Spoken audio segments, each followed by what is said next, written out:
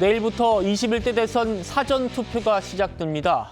김문수 후보와 이준석 후보의 단일화가 사실상 물 건너가면서 유권자들의 투표를 통한 단일화, 이게 이루어질지도 관심인데요.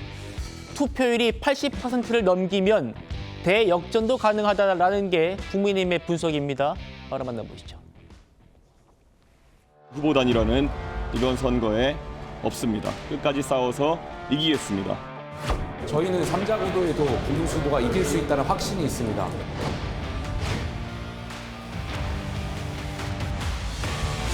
투표는 총알보다 강한 것입니다. 내란 세력의 복귀를 막기 위해서 이재명 후보의 사전투표 서울에서 진행하게 될 것 같다, 이런 말씀을 드리겠습니다.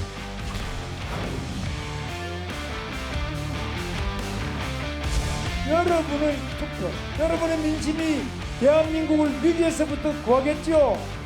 공산화 직전에 인천 상륙작전을 통해서 전세를 역전시키고 한국의 기적을 만들어내는 출발점이 되었다. 인천의 사전투표를 시작으로 대대적인 반전의 계기가 될 것으로.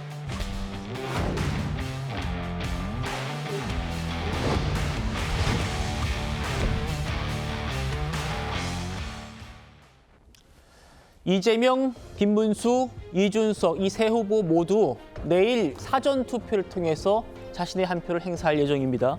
이재명 후보는 서울 신촌에서 하고요. 김문수 후보는 이재명 후보의 지역구죠. 인천 계양에서 원희룡 전 장관과 함께 사전투표를 할 예정입니다.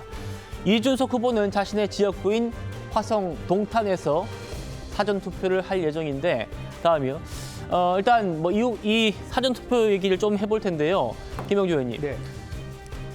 이 그래프를 보시면 최근 그 대선과 총선에서 사전투표자 수와 본투표자 수가 그렇게 차이가 안 났습니다. 사전투표자 수가 거의 50% 육박하는. 대선에서 주요 후보들이 모두 사전투표를 한 적이 언제 있었나 싶다는 생각도 들고요. 확실히 사전투표가 이제 문화로 자리 잡은 모습입니다. 네. 그런 의미에서 용어도 좀 바꿔야 되지 않을까 싶어요. 그러니까 사전투표의 개념이 원래 우리가 부재자 투표를 시작했는데 이쯤 되면 지금 47% 가까이 되는 사전투표율이라면 1차 투표, 2차 투표 이런 정도의 거의 본투표의 절반가량이 되기 때문에 사실은 절반이 본투표이면 이것을 사전투표라는 용어도 적절하지 않은 시점에 왔다라는 생각이고요. 그렇군요. 조금 더 과학적으로 생각해 보면 사전투표는 자기 지역과 상관없이 가는 자유로움이 있습니다. 그래서 오히려 사전투표를 더 선호하는 경향도 있는 것 같고요. 그렇다면 조금 투표율 제고를 위해서 1차 투표, 2차 투표를 어떻게 활용할 것이냐라는 고민을 할 때가 되지 않았냐 생각이 듭니다. 그래서 기본적으로 우리가 부재자 투표로 시작했던 이 사전투표 제도가 거의 이제는 절반가량까지 해마다 정대되어 왔다. 다만 아직도 아쉬운 것은 부정선거를 얘기하시는 분들이 사전투표에 대해서 약간의 부정적인 인식을 갖고 있는 건 사실입니다. 그렇다면 오히려 전략적으로 보면 부정투표의 인식을 갖고 있는 보수 쪽이 오히려 사전투표에서 다수를 얼마나 점하느냐를 가지고 전략적으로 불리해질 수도 있는 거거든요. 그렇군요. 사전투표가 엄청나게 많이 됐다는 것은 진보 진영이 많이 투표하러 나왔다는 것을 의미할 수 있기 때문에 최근에 그런 경향이 있습니다. 사전투표가 지나치게 많이 되면 본투표에는 보수가 결집되는 그런 경향성이 있기 때문에 그런 것을 한번 지켜보는 것도 재미있겠다는 생각이 듭니다. 김영주 의원님께서 부정선거에 대한 의심을 하시는 분들과 사전투표 또 본투표의 상관관계 또에 대해서 말씀 주셨는데, 김문수 후보가 사전투표를 하기로 지금 한 것에 대해서도 한동훈 전 대표라든지 아주 큰 정치적 의미를 부여했죠. 김문수 후보가 오늘 유세 도중에 직접 사전투표를 독려하기도 했습니다. 그 장면도 만나보시죠. 이 범죄자의 방탄, 총통, 독재 국가가 될 수는 없지요. 여러분 어떻게 막아내시겠습니까? 투표지요. 언제 투표합니까? 6월 3일도 하고 내일부터 또 사전투표. 6월 3일에 바쁜 사람은 반드시 사전투표 해야 됩니다. 아시겠죠?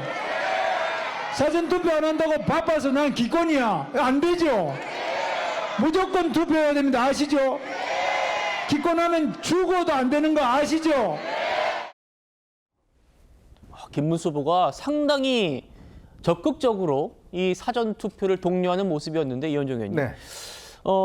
보시죠. 국민의힘의 분석입니다. 여론조사 공표 금지 기간 중에 이재명 후보의 지역구부터 뒤집기를 시도했어. 그러니까 김문수 후보가 이재명 후보의 지역구에 가서 사전 투표를 한 이유가 있다는 겁니다. 어떻게 분석하십니까? 일단 김문수 후보가 사전 투표를 하기로 한 거 보면 일단 본인의 투표라서 그런지 모르겠지만 예전의 어떤 입장과는 상당히 좀 달라진 측면이 있는 것 같습니다. 예. 특히 부정선거론자들은 바로 이 사전 투표 문제를 계속적으로 지적을 해왔지 않습니까? 그렇죠. 그리고 또 선거 부실에 대해서 김문수 후보 그동안 지적을 해왔는데 일단 본인이 지금 당장 후보가 되다 보니 일단 투표율이 높아야 될 거 아니겠습니까? 그렇기 때문에 일단 사전 투표를 통해서 투표를 유도한다라는 그런 측면이 있을 것이고요. 또 특히 이제 후보들 입장에서 보면 아무래도 이 선거 운동을 하기도 좋습니다.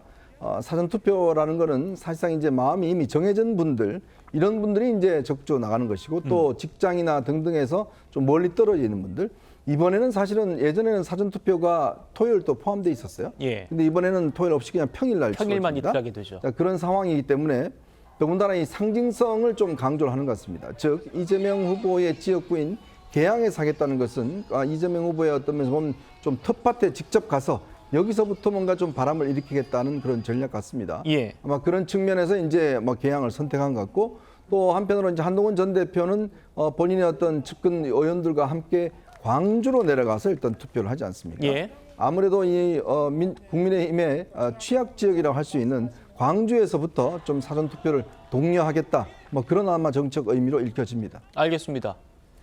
김문수 후보는 이재명 후보의 지역구에서 사전 투표를 하고 김문수 후보의 또 보완 역할을 하는 한동훈 전 대표는 광주에 가서 사전 투표를 하고 이게 또 상당한 정치적인 의미가 있다라는 분석입니다. 신 의원님, 오늘 천준호 전략본부장이 이렇게 얘기했더군요.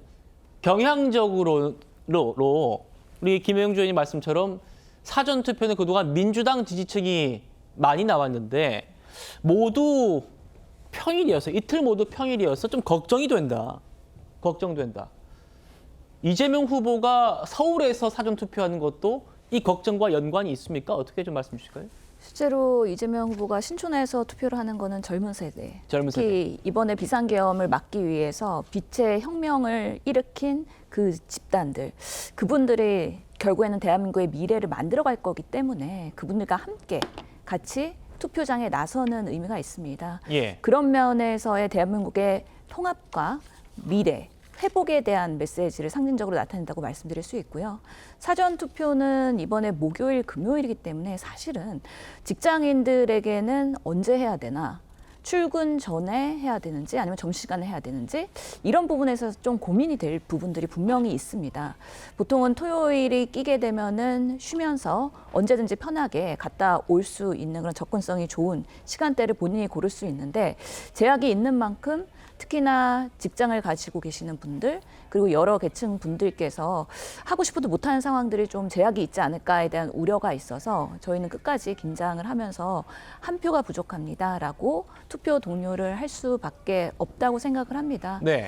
그런 면에서 그럼에도 불구하고 이번 조기 대선의 성격은 정말 대한민국의 탄핵, 비상계엄의 회복의 그런 통합에 그런 상징적인 의미가 있기 때문에 실제로 재외국민 투표에서도 보면은 투표율이 역대 최대인 79% 나오지 않았습니까? 예. 많은 분들이 국가를 위해서 내가 한 표를 행사해야 되겠다. 그런 절박함 가지고 투표장에 나오실 거기 때문에 그런 면에서의 적극적인 그 투표 동료가 아마 현장에서 이루어질 거다라고 기대하면서 저희는 끝까지 겸손하게 투표 동료를 할 예정입니다. 알겠습니다.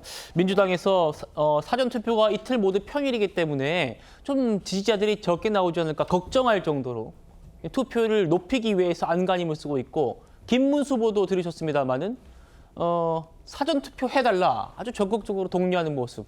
양당이 이렇게 사전 투표부터 적극적인 독려를 하면서 지금 투표율이 역대 최고를 기록하지 않을까라는 그런 전망도 나옵니다. 국민의힘은요.